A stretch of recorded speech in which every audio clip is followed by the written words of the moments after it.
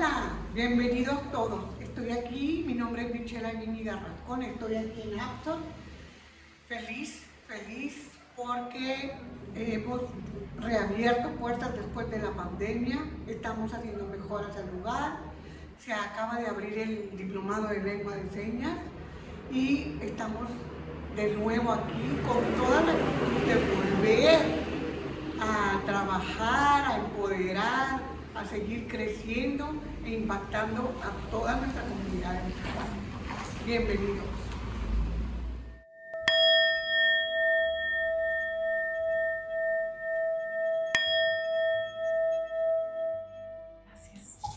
Michelle, qué maravilla estar aquí. Qué maravilla estar aquí en Apsor abierto. Apsor está abierto. Para quienes conocen Apsor, saben lo que significa esto, que a partir de la pandemia estuvo cerrado 3 años. 3 años Sí. y cachito, ¿verdad? Sí, claro. Esta es la única escuela, ¿verdad?, que hay.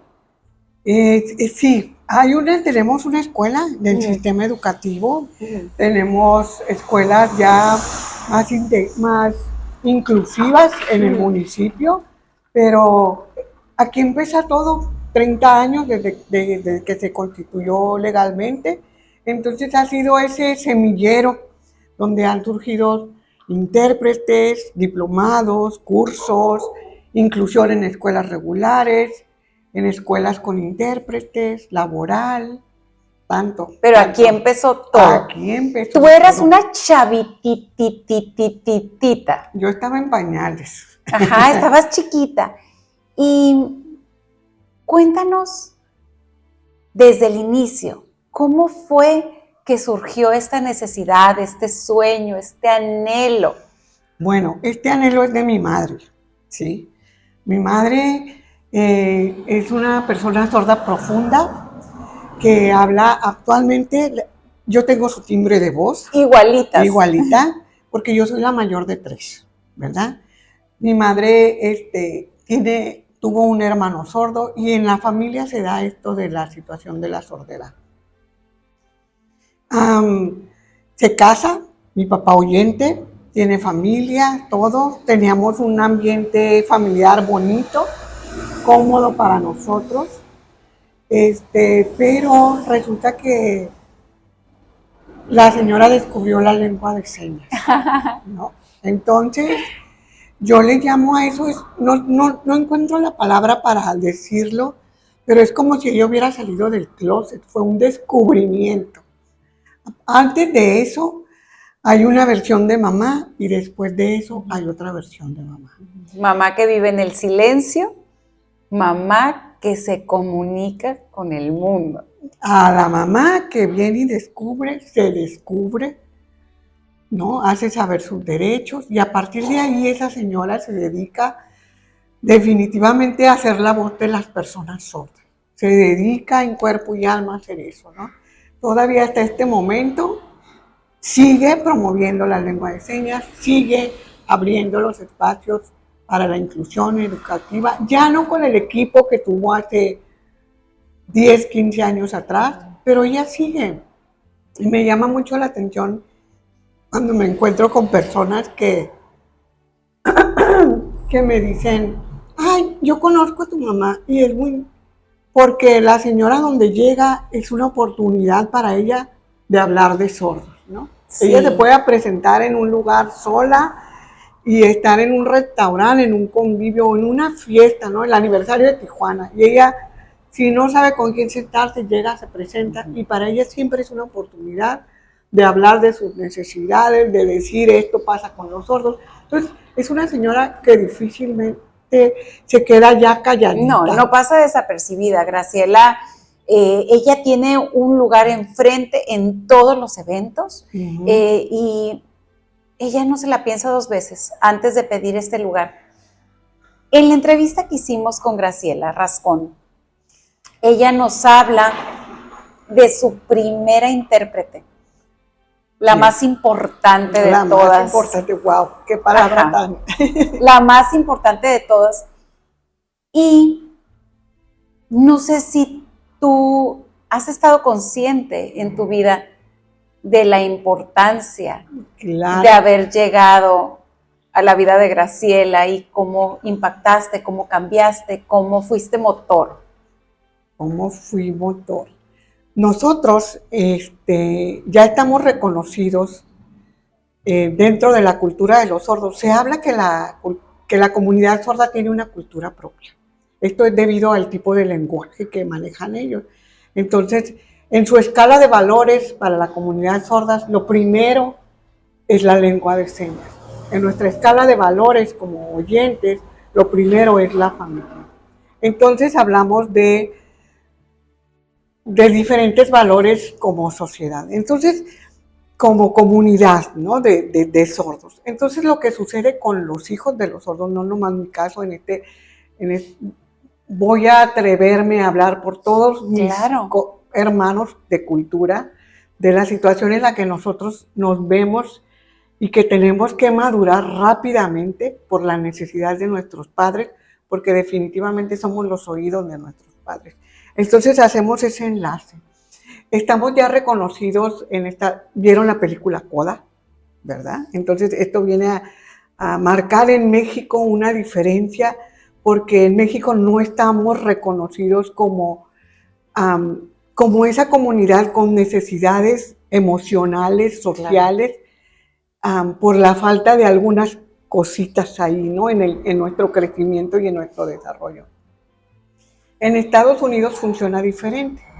Los CODAs ya están más integrados, tienen sus campamentos, fortalecen a las nuevas generaciones, los apadrinan, hacen sus congresos y ya están más identificados como una comunidad diferente, no excluida, pero ya tienen más conciencia y apoyan a las nuevas generaciones, ¿no? Una pausa, por favor, Michelle. Yo creo que es importante decirles a quienes están viendo la entrevista qué significan las siglas CODA. CODA. En inglés es Child of Deaf Adults. Estos son los hijos de los padres oyentes. Y puede repercutir hasta la generación de que la abuela, podría ser la abuela la sorda, en el caso de mis hijos, que pudiera repercutir este estilo de impacto, ¿no? En el desarrollo cuando fuimos niños y cuando fuimos creciendo.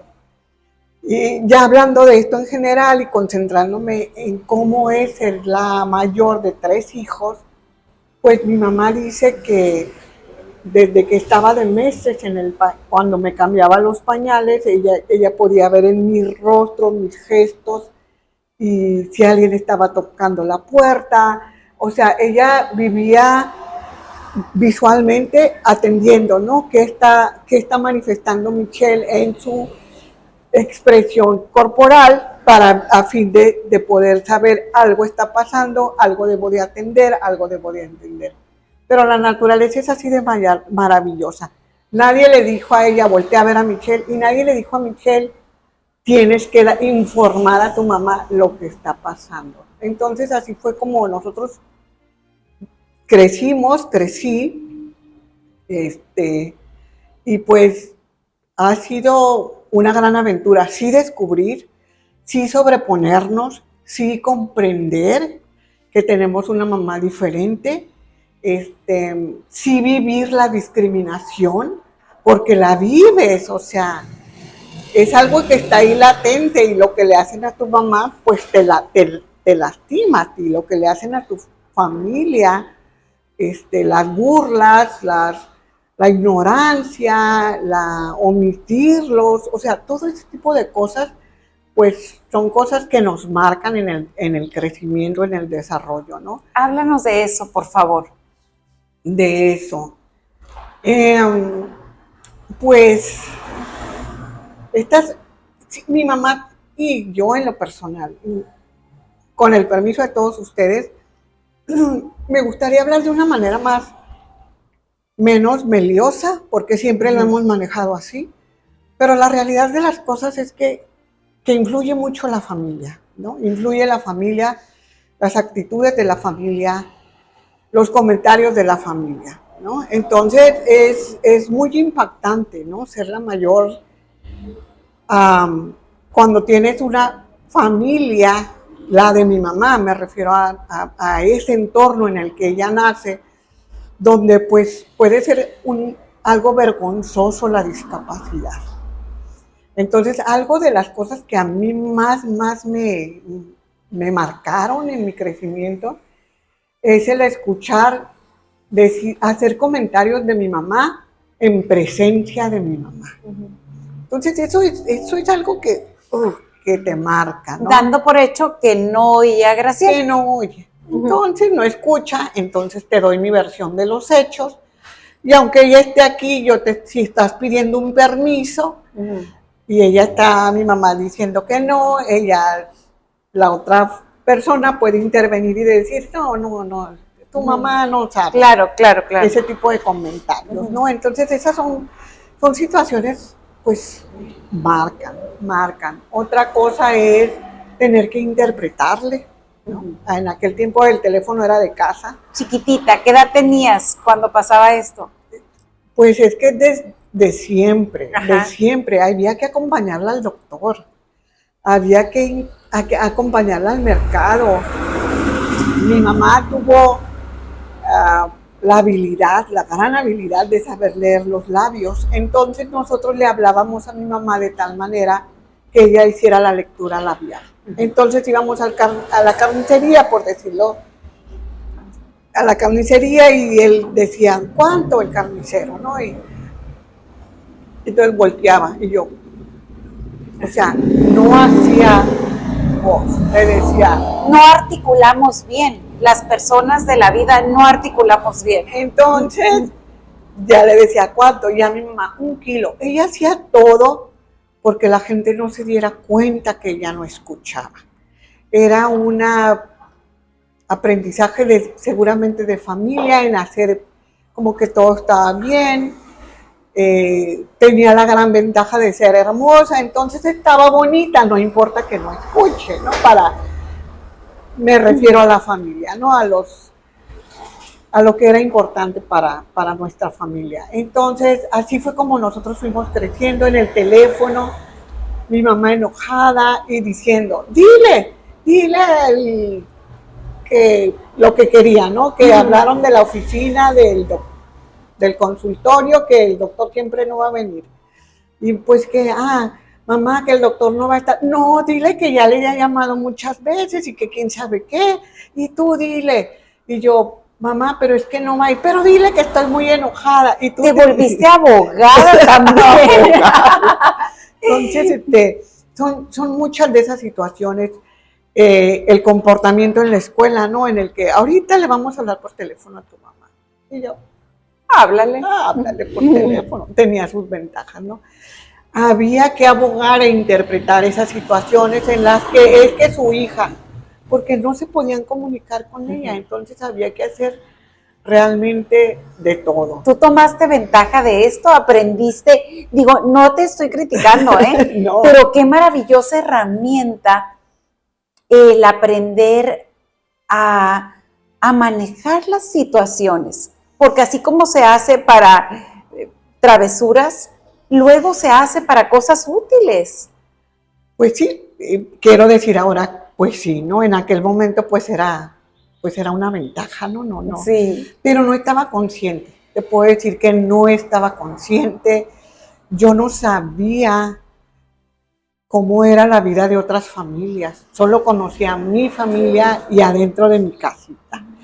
Sé que cada vez que tenía un enfrentamiento con mi mamá, en el momento en que mi mamá se voltea, se me acabó toda la oportunidad de argumento, ¿no? Estás pidiendo un permiso y tal, mamá, pero es que mira, todas van a ir, es que mi mamá se volteaba, ya no hay argumentos, ya se me acabaron todas las posibilidades, necesitaba su contacto visual a fin de poder hacer mi drama y llorar y decir que pobrecita yo, o sea, todo lo que hacemos. Yo les digo a mis hijos, es que nosotros no tuvimos la posibilidad de que se me olvidó la toalla, mamá, la toalla, cuando te metes a la regadera, esas cosas no Te pasaban. hiciste responsable desde muy Tienes que ser chica. responsable de tus cosas, nadie va a correr autoauxilio.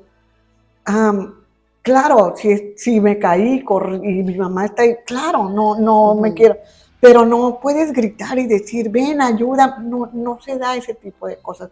Yo no estaba consciente de eso hasta nadie nos dijo, nunca nos dijo alguien, tu mamá no oye, nunca nadie nos lo explicó. Mi papá sí dicen que me decía que tenía que estar pendiente de mi mamá, que me encargaba a mi mamá, ¿no? Pero nadie me explicó por qué. ¿Tú pensabas que era normal eso? Era normal. Para todo el mundo. Y que todas, o sea, nunca analizamos, nunca, nadie nos dijo. La familia de mi papá acogió a mi mamá, la adoptó, la ama, se aman. Pero ellos, dice una de mis tías, que cuando ella abría la puerta, que estaba mi mamá de visita con mis abuelos, y mi mamá abría la puerta y que no le entendían, mis tías decían, es que es extranjera, no habla bien, no te entiende, porque es extranjera. Entonces, nunca nadie nos explicó. De esto no se habla. Nunca se habló. No se habló hasta que el día que la señora dijo, hay lengua de señas, la gente habla con las manos. Entonces es cuando nos empieza todo, a mí en lo personal, el conflicto de, pero ¿por qué mi mamá ha cambiado tanto? ¿Qué le pasa a mi mamá? Ya no está en mi casa, ya no se me acomodan las cosas a como estaba mi mamá, tan comprometida en atender a sus hijos, al marido, en tratar de quedar bien, imitando a las vecinas, que el estilo de vida, de vestimenta, sí, tratando de ser como toda esa sociedad en la que ella se va a vivir cuando se casa, ¿no? Entonces era como por imitación y seguimiento, ¿no? A hacer el rol que tengo que hacer. Aprende lengua de señas y tras senos. A ver, mamá, ¿no? Entonces es a partir de ahí cuando de veras yo creo, a mí en lo personal nos cae el 20. Y no me había percatado de todo lo que había vivido, de que había sido su consejera, su psicóloga, con quien se desahogaba, con quien platicaba, con quien le explicaba cómo eran las cosas.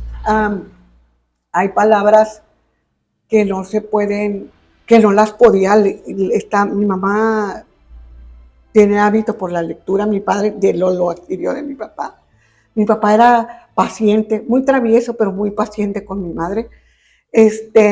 Y él le ayudaba con lo de la lectura, ¿no? Pero había ciertas palabras que mi mamá de repente no entendía cómo era, qué significa esta palabra. Esas palabras abstractas de las que ella nos hablaba, decía paciencia, por ejemplo, fe, ¿cómo? Exacto. Entonces aprendemos, todos los hijos de los sordos, aprendemos a enseñarle a nuestros papás. Es algo de la naturaleza, no sé cómo, ¿no? Entonces, y si me permites, voy a dar un ejemplo de la palabra hipócrita, ¿no? Hipócrita, ¿qué es hipócrita? Entonces es cosa de agarrar, pues, una muñeca, algo que tenga una cara, y le dices, ay, qué bonita, qué hermosa te ves. Ay, qué fea. Ajá. Entonces había que hacer actriz. Había que hacer todas esas cosas a fin de que mi mamá. Ajá.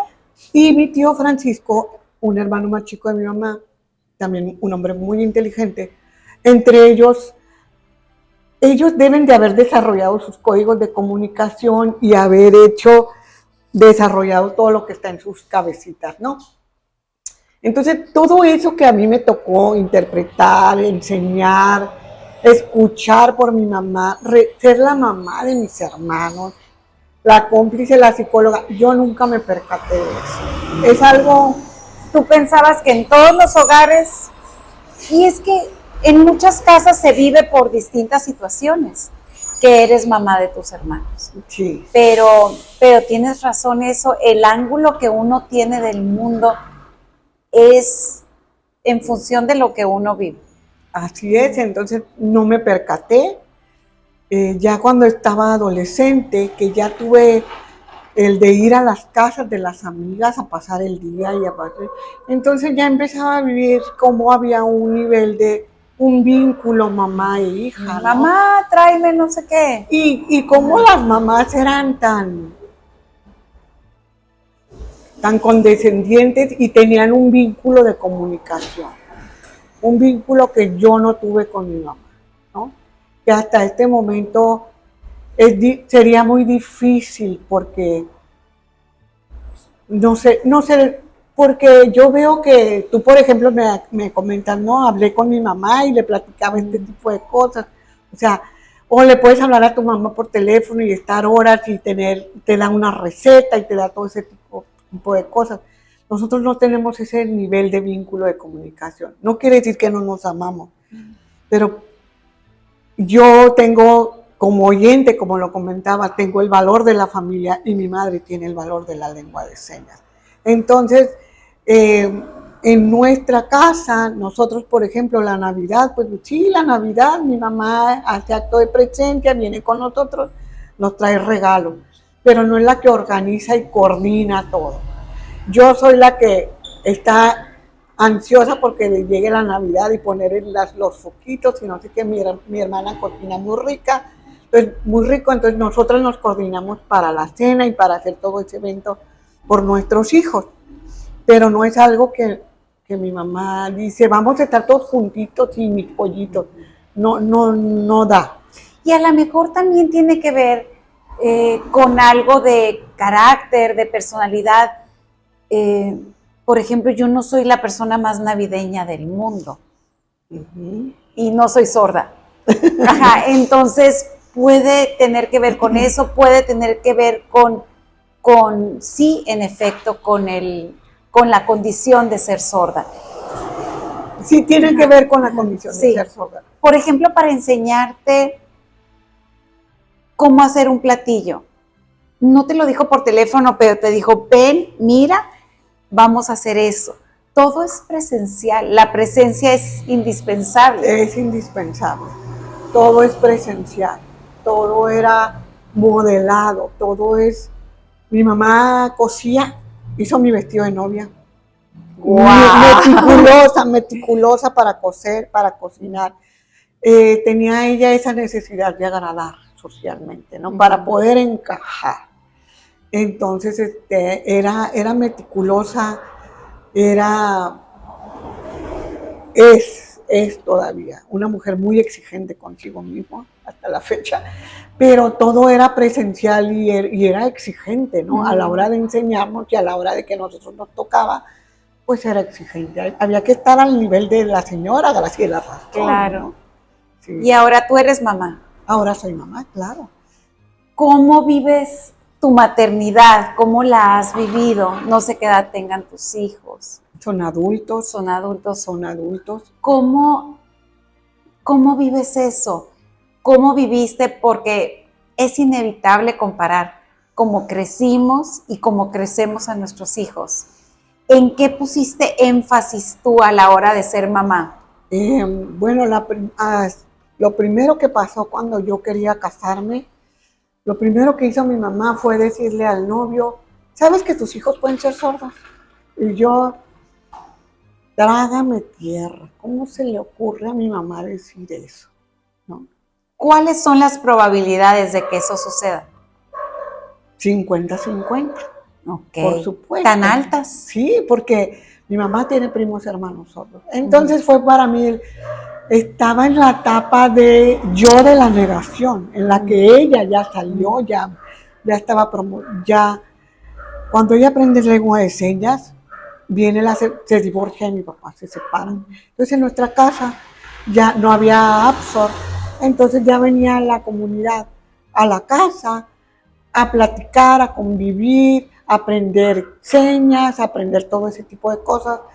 Y entonces ya llegaba yo a mi casa y estaban estas gentes extrañas hablando con las manos, que no hacían nada de ruido y que nomás de repente escuchabas carcajadas. Te lo juro que sí me asomaba y decía, ¿qué están haciendo? Yo quiero ser parte del chiste, yo quiero saber qué están diciendo. ¿Qué están diciendo?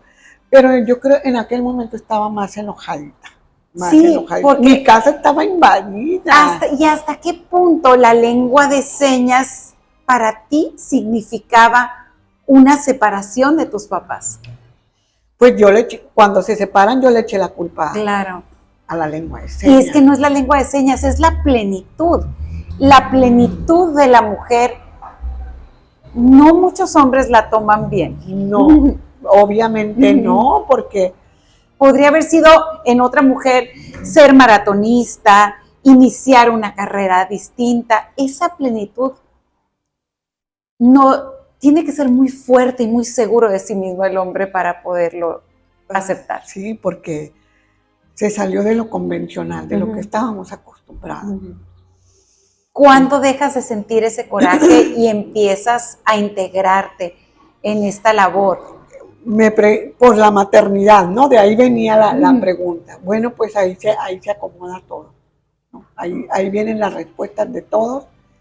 Empiezo a venir me involucro en Apsor desde el principio, desde que ella tiene, porque siempre lo que mi mamá quiera, ¿no? Lo que mi mamá. Esa es otra cosa con la que crecemos estos hijos, es pues la necesidad de complacer a nuestros padres, ¿no? Las necesidades que tiene mi mamá antes que las mías. Y más como primera hija. Sí. Si fueras la segunda, la tercera, la última, pero eres la primera hija y tú sabes lo que eso significa. Entonces es muy complacer a la mamá, ¿no? Y una mamá que tiene con expectativas tan altas, porque conozco otras personas de la comunidad sordas y ellas son personas más relajadas, menos, sin expectativas tan altas, no quiero decir no ambiciosas, porque ambicionan otras cosas, pero mi mamá era una persona de que tú puedes todo lo que yo no pude, adelante, hazlo. Pero qué peso tan grande sobre tus hombros. Es un peso grande, ¿no? Entonces, cuando ella inicia su proyecto de promover la lengua de señas, porque estamos hablando de que en 1990 la lengua de señas era un lenguaje de changos, no es lo que es ahora. No, nada que ver. Entonces era de changos, entonces estaban prohibidas las lenguas de señas. Entonces ella estaba, lengua de señas, porque eso me hace entender, porque ya entiendo, ya, ¿sí? O sea, entendió su identidad, lo que le hacía falta y cómo compensar eso que le hacía falta, ¿no? Y eso era a través de la lengua de señas. Yo en mi crecimiento y mi afán de estar y apoyar a mi mamá, porque mi mamá me necesitaba tanto, según yo. Y tú a ella. Y yo a ella. Más bien tú querías estar cerca. Sí, entonces me involucro en su proyecto de Apsor y es aquí en donde, estando en contacto con las otras personas, dices, con los otros hijos. Y sí, entonces dices, no, pues sí tienes razón, y no, sí. Entonces te das cuenta del potencial que tengo de poder ayudar, porque las otras personas no saben cómo explicarle a sus hijos, no saben cómo explicarle los días de la semana, qué es un cumpleaños, y entonces dices, no, pues hay que hacer algo, ¿no? Y entonces ya me pongo manos a la obra y ya me involucro de lleno en Apsor, ¿no? Al vivir la maternidad directamente, ya para el momento que se me viene el momento de la maternidad, yo trabajaba ya aquí en cuerpo y alma, pues fue seguir el trabajo, porque ya me había enamorado, estaba apasionada de Apsor, y entonces tenía que hacerlo de la maternidad. Lo primero era ver si los niños escuchaban. Exacto. ¿Cuál era tu miedo? ¿Cómo viviste eso? Pues es un embarazo con muchos temores, definitivamente con mucho temor, con el miedo de, y si viene, porque esta señora profeta... Hola, buenas tardes. Esta señora profeta, pues así lo puede ser, claro. No estaba excluido. Ultrasonidos extras, estudios nuevos cuando nacían los niños. No, nacieron en Tijuana. Ok. Entonces ni eso, alertó al pediatra ni al doctor de que había que hacer algo. Entonces era llevarte a tus hijos a estarle aplaudiendo y a estar a ver si mis hijos escuchan.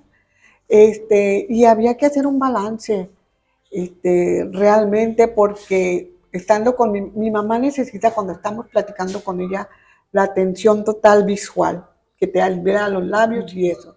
Entonces es estar con ella y estar con los niños que andan aquí caminando, aprendiendo a caminar, gateando. Aprendiendo a tener unos ojos extras acá atrás. Entonces, ¿cómo le haces para que estar aquí y estar con los niños, no? Entonces, eso era ofensivo para ella porque desconectas la comunicación en el momento en que, no, siéntate. Entonces, es un poquito de estar maniobrando en presencia de mi mamá. Entonces, fue una abuela muy ocupada realizándose todo es el proceso de lo que es ahora, ¿no?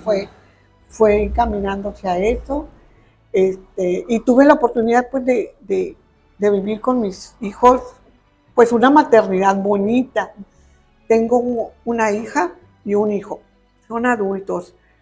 Y Aranza sí me pregunta, mamá, pero es que tú no hablas, es que yo tampoco hablo, yo tampoco he logrado el vínculo de comunicación con mi hija, tampoco lo he logrado. No a las expectativas de ella, ¿no? Como ella dice, es que la mamá de fulanita dice que no sé qué, no sé qué, y yo todavía no he logrado ese vínculo. Yo tampoco he logrado las expectativas de mis 3 hijos. Eso te puedo decir, eso es algo muy común. Muy común. Ajá, sí. Y es que no estamos para eso. Estamos para lograr nuestras expectativas. En eso sí tienes toda la razón. Pero bueno, aquí estoy también para ellos y ellos saben. Y claro, de repente lo hemos platicado. Antonio, mi hijo, es más social, a él se le da más acercarse a la gente y hablar. Y por ejemplo, Aranza y a mí, pues no, somos más como, y ya cuando nos sentimos en confianza ya podemos hablar y hablar, ¿no? Ya nadie nos para. Pero bueno, así fue más o menos, ¿no? Ya está abierto Absor. ¿Qué podemos hacer nosotros como comunidad para acercarnos? ¿Qué programas hay para nosotros? ¿Tienen costo? ¿No tienen costo? Si necesitamos un intérprete de lengua de señas, ¿qué hacemos? Bueno, Absor promueve la lengua de señas. Estoy hablando de todas las personas adultas que están en casas aisladas, a esas personas. Cuando están en edad escolar, tenemos la escuela Helen Keller, tenemos programas, hay intérpretes. Pero si tú conoces a alguien adulto que ya no está en edad escolar, que no sabe lengua de señas, la persona sorda, igual que nosotros, necesita un modelo lingüístico, porque ellos nacen en familias oyentes, necesitan un modelo lingüístico.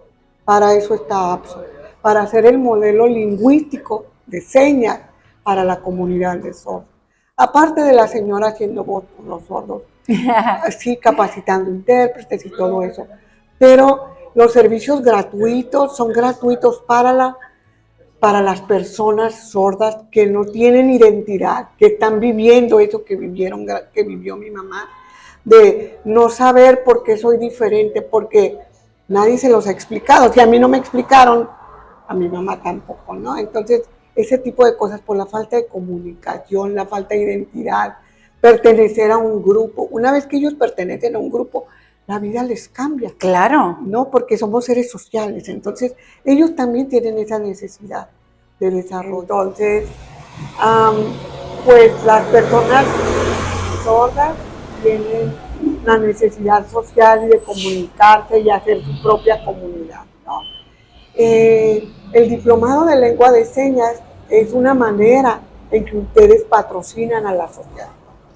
La asociación es una empresa social con todas las responsabilidades fiscales. Paga renta, luz, agua, teléfono, todas las obligaciones internet, fiscales.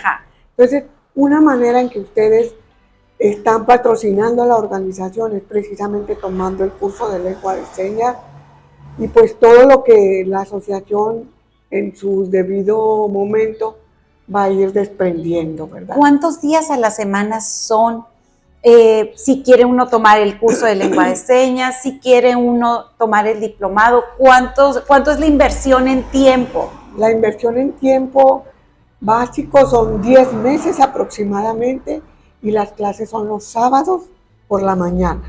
¿Cuántas horas? De 9 a 12, sí, 3 horas. 9 a 12. ¿Y la inversión económica? Híjole, creo que son menos de 5,000 pesos, que la verdad yo le decía a mi mamá, mamá, estás cobrando en lo total. mismo. Sí, en total, digo, estás comprando lo mismo que antes de la pandemia. Pero bueno, la intención es que vengan todos ustedes. Fomentar la inclusión. Esa es la verdadera Es que esa es la verdadera inclusión. A veces hablamos de inclusión y hablamos de otras cosas, pero el poder tener una lengua que todos podemos hablar. Pues sí. Menos otros idiomas. Háblanos, por favor, porque hay muy frecuentemente esta confusión entre la lengua de señas en español, en inglés, no sé, en otros idiomas, francés, chino.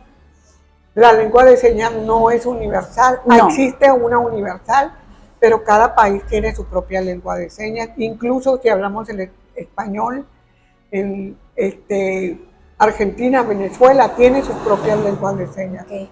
Y esto sí, la gente dice, ay, pero es que deberían de unificarlas, sería fabuloso. Pero resulta que la lengua se aprende dentro de tu cultura, dentro de tu contexto, ¿no? Entonces ahí se da la lengua de señas. Entonces es como la entendemos en Tijuana, ¿no? Como la entendemos en México, de acuerdo a nuestra cultura, a nuestras costumbres y a la dinámica de nuestras familias, ¿no? Entonces, lo que aquí puede significar una cosa, allá puede significar otra cosa. Entonces, claro. Y esa confusión también está en la lengua hablada. Exacto. Hay muchas palabras que significan una cosa en Tijuana, otra cosa en Monterrey, otra cosa en Venezuela, y a veces andamos ofendiendo gente sin querer, es parte del show. Hay una cosa, seguido para eventos se necesita un intérprete de lengua de señas. ¿Absor forma intérpretes? ¿Tomar el diplomado nos hace intérpretes? ¿O hay que hacer algún examen extra, curso extra? Inicia a los intérpretes y participa en la organización de los intérpretes. Pero los intérpretes en este momento ya están organizados ellos.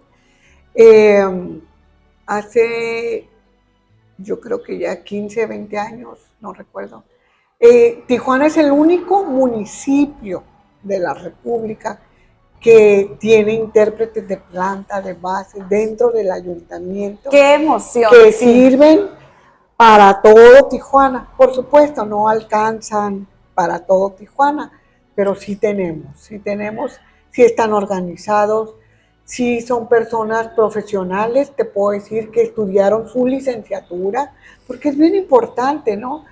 También necesitamos intérpretes que a medida necesitamos intérprete a la altura de nuestra comunidad de sordos, ¿no? Porque en Tijuana pasó algo muy interesante, un fenómeno muy interesante. Se integran los sordos a las escuelas, van a la primaria, a la secundaria. Entonces el nivel de escolaridad de las personas creció.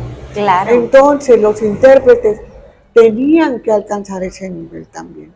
Entonces se ha vuelto profesional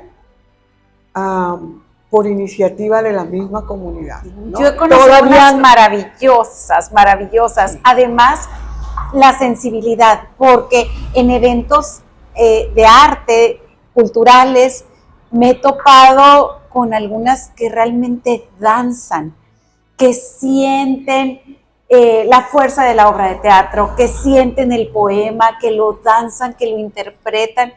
Entonces se ha dado esta magia también. Se da todo eso. Y es gracias a nuestra sociedad, a esta comunidad. No, digo, nos falta eh, eh, profesionalmente darles el reconocimiento de una profesión, de una licenciatura. No se reconoce como tal. ¿Dónde se estudia esta licenciatura? Pues todavía no la crea doña Graciela. No más falta que doña Graciela y tú la creen. Es algo muy importante. Entonces aquí los esperamos en Appsor. ¿Cuáles son las páginas para que la gente se comunique? Hay un teléfono que suena aquí. Sí, el teléfono 681-3248 y se está trabajando en la página, pero en Facebook nos encuentran. ¿Cómo se llama? Appsor, Asociación Tijuana en Apoyo al Sordo. Ajá. Estamos trabajando. ¿Instagram? Instagram no, todavía no. Facebook. Estamos retomando toda la información. Platícanos, por favor, un poco acerca de esta seña que tardó 5 minutos Michelle en tratarme de enseñar y es que es difícil ver una seña y tratarla de replicar cuando estamos viendo opuesto. Opuesto. Esta es una L y la otra L, ¿sí? L, lengua de señas. Y cuando yo le hago así, quiere decir lengua de señas, que es la base de todo lo que sabe, la lengua de señas. Cuando ustedes enseñan a un niño o a alguna persona, ¿es frente a frente o es así como estamos las dos en el mismo sentido? Es natural, frente a frente. Yo tuve la maravillosa oportunidad, soy guía Montessori, después de que estuve ya en Appsor, me di la tarea, soy guía Montessori, y en ese saloncito tuve un salón.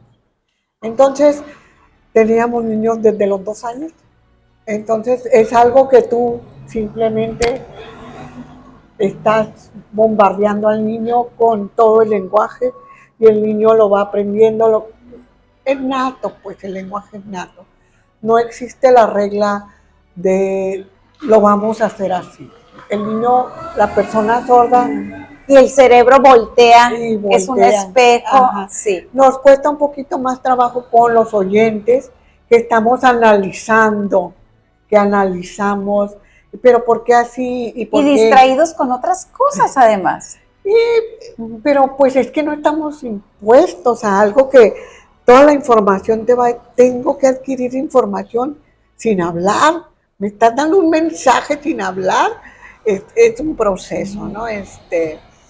Pero no, la seña se modela y la otra persona la adopta y va de regreso.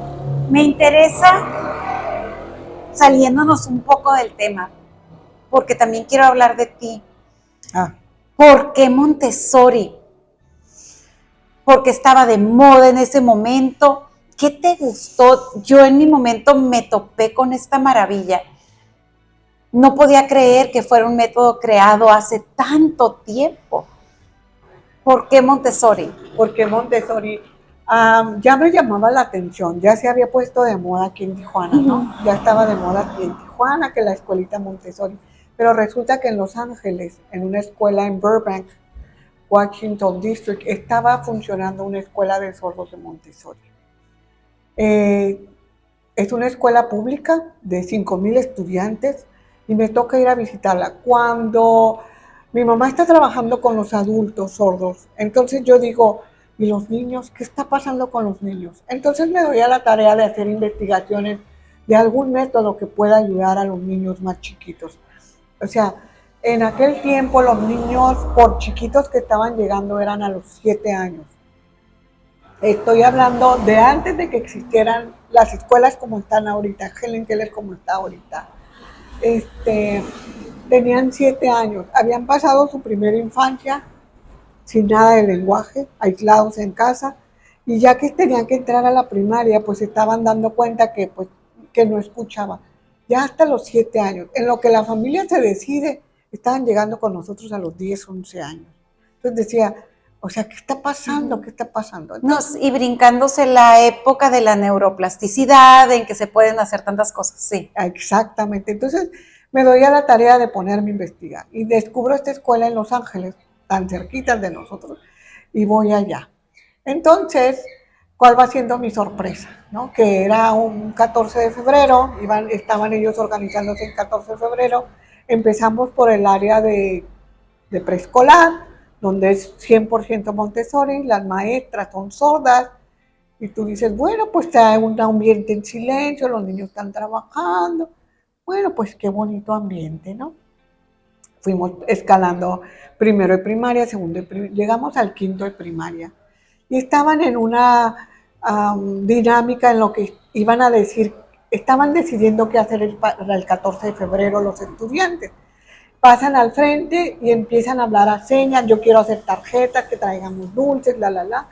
Y yo estoy viendo, se sienta la niña y me percato de que la niña que acababa de hacer esta petición es una niña oyente, ¿ok? Entonces, ¿cómo funcionaba en Los Ángeles? Ya no funciona así. ¿Cómo funcionaba en aquel tiempo? 2/3 partes de la escuela eran oyentes, 1/3 parte eran sordos, con maestros sordos. Entonces, esa era una verdadera escuela bilingüe, se puede decir, porque un niño oyente tenía un maestro sordo. Entonces salimos a la asamblea y toda la asamblea es en lengua de señas. Toda la escuela, 5,000 estudiantes hablando lengua de señas. No podías identificar cuál era sordo y cuál era oyente por la naturalidad de que un niño de 10 años que lleva expuesto a la lengua de señas 5 años. ¡Qué belleza! Ya tú dices, no, es como decir, no tiene acento, ¿no? Entonces ahí fue cuando, voy a llorar, fue cuando dije, este es el sueño de mi mamá. Lo que ella dice, todo el mundo debería de hablar señas. Entonces ahí vi el sueño de mi mamá. Y ahí empecé. Tengo la oportunidad de estudiar acá en San Diego con Silvia Dubodoy y en la misma, ¿no? Y le digo, Silvia, ¿pero qué voy a esperar? Lo mismo, me dijo, vas a hacer lo mismito. Si un niño de 5 años debe de saber esto, tu niño también debe de saber esto. Entonces me di a la tarea de aprender, de buscar patrocinio, de buscar a los estudiantes, porque había que ir a tocarle las casas a los papás y decirles, primero, es Montessori. Segundo, es en lengua de señas. La gente piensa que porque sus hijos vienen en Absor, van a lograr que sus hijos hablen al nivel que habla mi mamá, ¿no? Y es una falta y una ilusión para los padres de familia, pero nosotros promovemos la lengua de señas. Entonces, el método nos brindó todo lo que necesitábamos para poder promover el, el respeto, el lenguaje, la autonomía, el autocontrol del cuerpo. Todas estas características del sistema Montessori. Todas las características, todas las logramos, todas las logramos. Que el niño sabe que no le están enseñando nada, yo solo. Yo estoy aprendiendo. Podías ver, ay, sí, puedes ver esas caritas de satisfacción de que yo lo hice, ¿no? El control del cuerpo. Cuando hay una persona con una necesidad en la familia, pues tienden a ser o sobreprotegidos o olvidados, ¿no? Sí. Entonces decía, ay, ¿cómo que viene un niño de 4 años, 5 años y come así? Lo traen cargando. Entonces había que quitar todas esas cositas, ¿no? Y le decía yo a los papás, no se preocupen, aquí todos son sordos, así que no hay favorito. Aquí todos se tienen que formar, todos tienen que esperar su turno, todos tienen que... Es un excelente trabajo. No quiero decir trabajo, fue un excelente resultado, precioso. Me puedo encontrar a los papás de esos estudiantes que ahorita ya deben de estar en los 20 años y dicen, ¿sabes qué? Los niños Montessori se notan, ¿no? Se notan porque está toda la comunidad y puedes ver a estos muchachos parados de una manera muy singular, muy seguros de sí mismos, sin tanta necesidad de la atención de la gente. O sea, puedes notar y ver ahí entre la comunidad cuáles son diferentes. Se viene la reforma educativa del 2008 y sí, 2004. Y creo que en el 2008 fue nuestro último año de preescolar con los niños Montessori. Estaban en Montessori y se quedaban un año más porque entraban a un año más con una terapeuta de lenguaje como maestra que les enseñaba el español. La persona sorda el español lo tiene que memorizar. Entonces era dedicarles todo un año para iniciarlos en el español, porque podrían deletrear, podrían hacer todo eso, pero como era un ambiente tan orgánico en el que tu primera lengua, sin el estarles diciendo esto, podían deletrear su nombre, palabras, todo eso, pero tanto así como escribirlas y repetirlas en y voz, entender significados, y entonces se quedaban, y ya después de ahí se pasaban a primaria. En este momento, 2023, 2024, busco una escuela inclusiva Montessori y no la he encontrado. Me da mucha tristeza. Ya me acerqué a la escuela, a la academia Montessori, al centro de entrenamiento. ¿Qué estamos haciendo por los niños con discapacidad? Seguimos haciendo nada. Vamos a encontrar esa escuela. Vamos a encontrar esa escuela.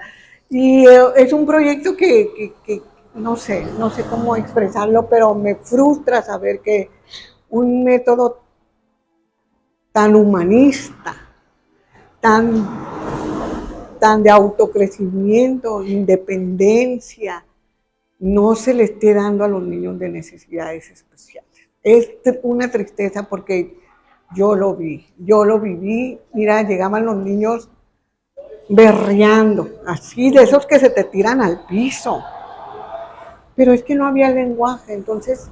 Claro que reaccionas con desesperación. ¿Cómo no vas a reaccionar con desesperación? Quieres algo, ¿no? Y nadie te entiende. Entonces eran unos niños.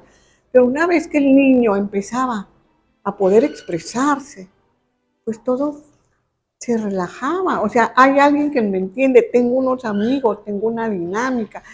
Igual se peleaban, igual yo lo quiero, igual claro, todo. Claro.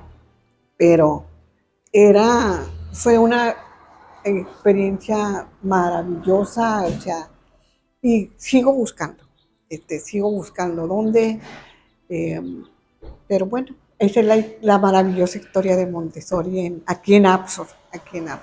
Muchísimas gracias por compartir tus vivencias, por dejarnos entrar un poquito a tu vida personal. Yo sé que no es fácil hablar de la vida personal, pero siempre hay alguien detrás de esa camarita que le va a servir muchísimo el ángulo tuyo, de tu vida. Gracias por todo ese esfuerzo que yo sé que llevan ustedes años tratando de reabrir. Ya está abierto. Gente de la comunidad, vengan. Si no pueden tomar el diplomado o el curso, de cualquier modo vengan y vean la magia que está ocurriendo aquí. Yo soy Elba Buch. Esta es la presencia. Esta mujer maravillosa es Michelle Aguíñiga y les mandamos un abrazo fuerte desde nuestro corazón. Un corazoncito. Un corazoncito. Gracias, muchísimas gracias. A ti. Gracias.